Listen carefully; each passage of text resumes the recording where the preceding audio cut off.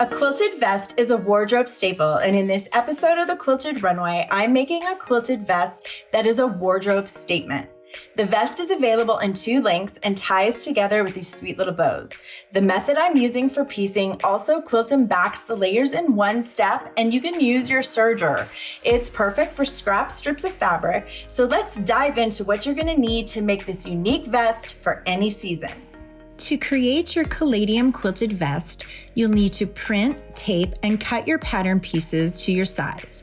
For supplies, you're going to need 3/4 yard of fabric for the lining, fabric scraps, or 2.5-inch strips like I'm using here. For my vest, I used pre-cut strips from Maywood Studio, the Beautiful Basics Prism and Radiant collections, as well as solids from Kimberbell, also from Maywood Studio. You'll need about 8 yards of bias binding, and I made my own. You'll also need 1 yard of batting, or you can use a pre-cut batting roll like I am.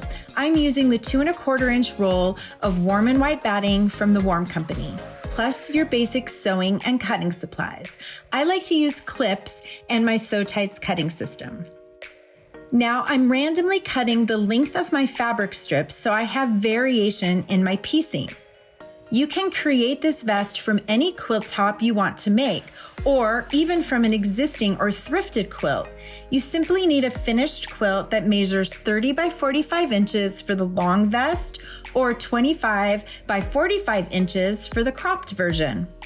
You can choose to quilt the entire piece with backing and batting and then cut your vest pieces from that like I'm going to do, or you can cut the pieces separately and quilt them afterwards. There are so many options with this pattern.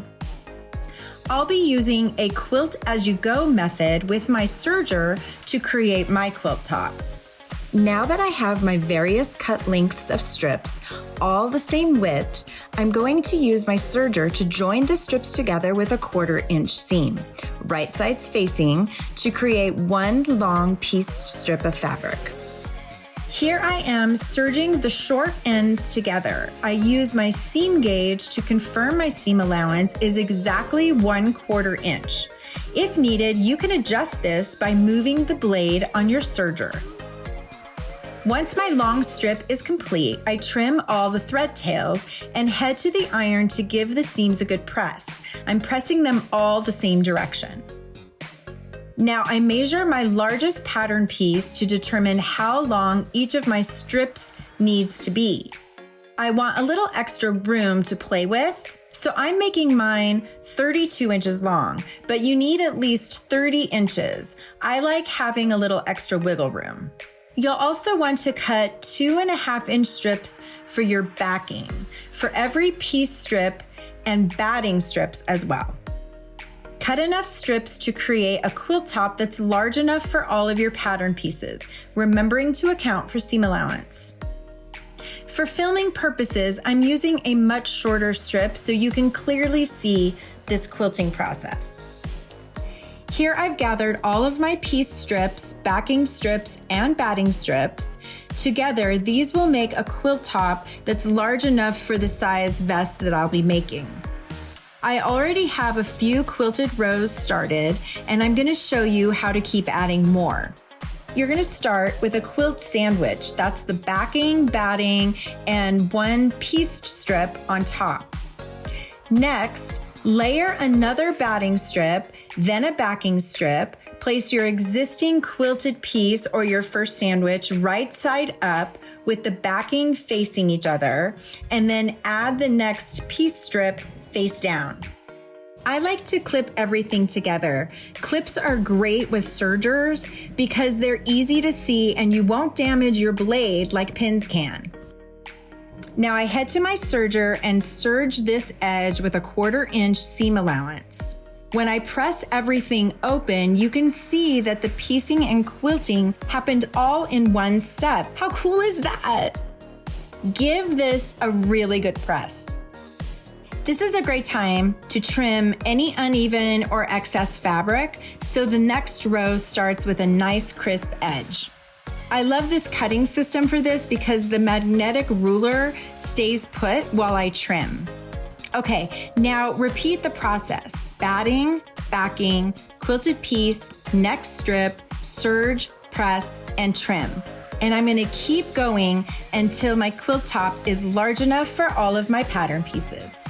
To cut out the vest, simply lay your pattern pieces on the quilted fabric and cut around them.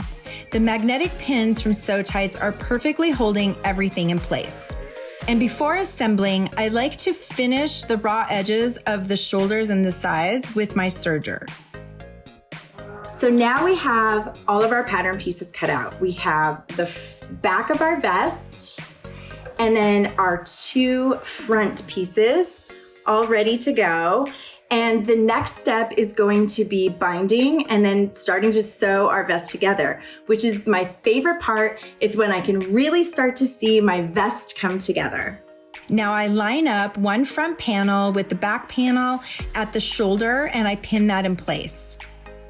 At the sewing machine, I stitched the shoulder seam using a 1/2 inch seam allowance. Press the seam open and repeat for the other shoulder. Now it's time to bind the armholes.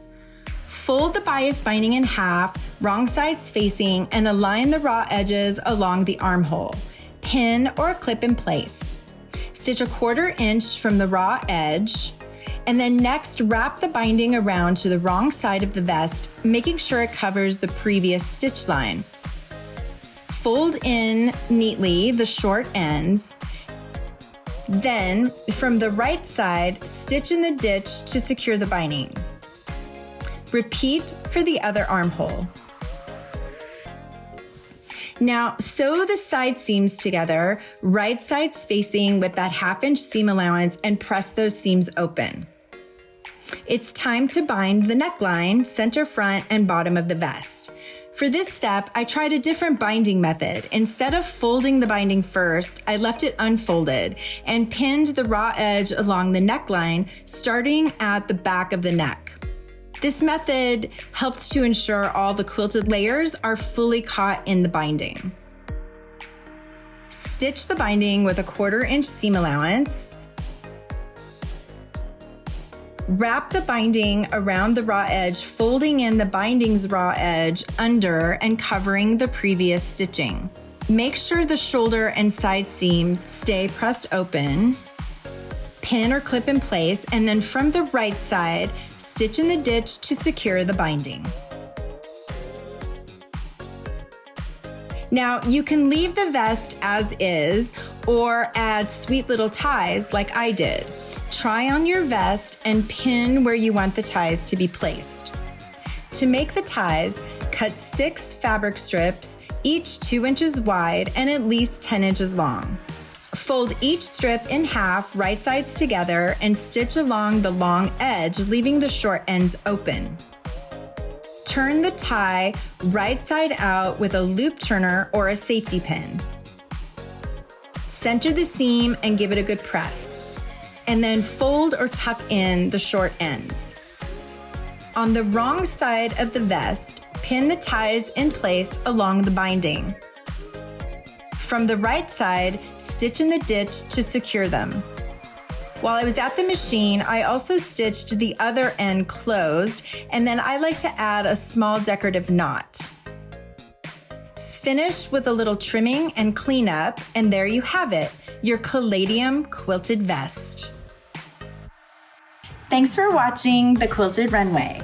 My Caladium Quilted Vest is all done. I love how this fabric pops, and the longer version too. To get the pattern used in this video, click the link to download for free for a limited time.